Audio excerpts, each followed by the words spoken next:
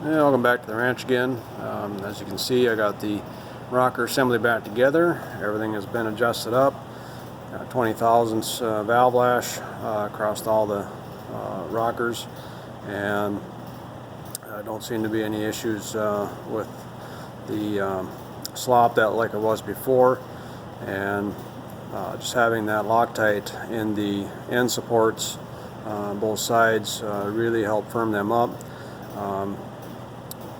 Being as wore as they were, sticking it all back together, they were still pretty loose. So by putting the Loctite in there and just letting it sit for a day on my surface plate, so that I knew it all stayed true to each other in proper alignment, I knew it was going to be a better method of support here for the condition that we're in. I know this isn't proper practice putting things this wore out back together, but when part availability is kind of an issue, it's the best thing I can do at this time. But anyway, it does run pretty good, and I was going to show quickly the 680 Loctite that I used. This is the K stuff, so ZPX 680 36, but the 680 is the Loctite number. And a while back I did get a chart out of one of the service books and had it copied off, and then one of the secretaries where I worked laminated and hole punched it for me, so then I had a copy that I can throw in my toolbox and just be able to reference that from time to time when I needed to, and not have to worry about the paper going bad from fingerprints and dirty and oily and all that kind of stuff. But the 680 is the green stuff, and it takes up a 15,000 gap, and the strength of it is 4,000 psi. However they determine that, I don't know if that's what kind of pressure that is, if it's fluid pressure or if it's how much pressure force is exerted on something to get it to break loose. I'm not really sure, but it takes quite a bit of strength for that to break loose. So I think we'll be good for quite a while. So anyway, we got that going. Let's see, I had it running. Oh, got the oil bath filter put back together with new oil in it.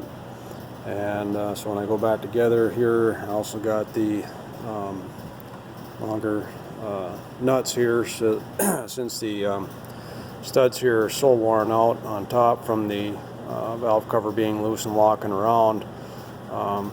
It's the best thing I could think of there to give myself some extra gripping force and not still damage the threads of that even more. So that'll help, and I just probably got to get some seal washers to seal between the valve cover and the nut. So I got that going.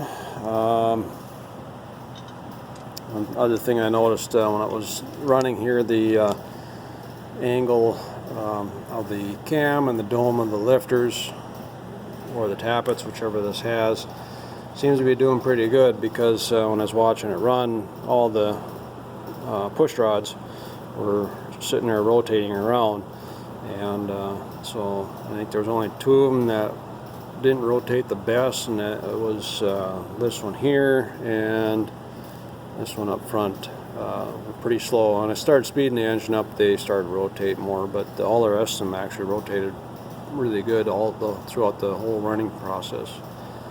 And kind of hard to see in there, but I'll see if I can get a view of that rotating when I fire this thing up, just so you maybe can hear how this thing runs.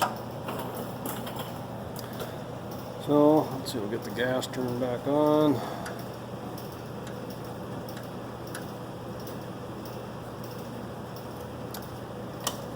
Keys on.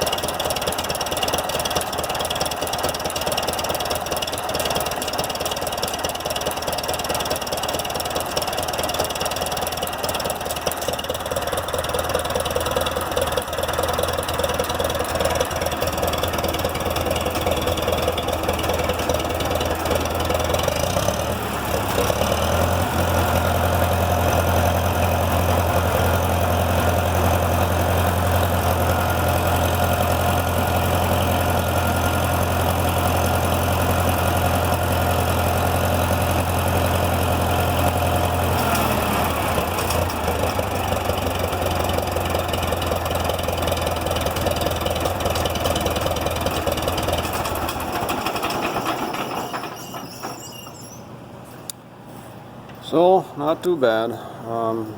Little sputter in the idle, but this thing has run so poorly for so long here that it's probably going to take a little while to get everything to seat back in, running the way it's supposed to, get the carbon burnt out and all that good stuff. So hopefully it'll just continue to get better as it runs, and go from there. I think next thing I gotta check is the generator, and after that then I can start looking at the hydraulics. So that's kind of the plan as we move forward, and we'll talk to you later. Bye.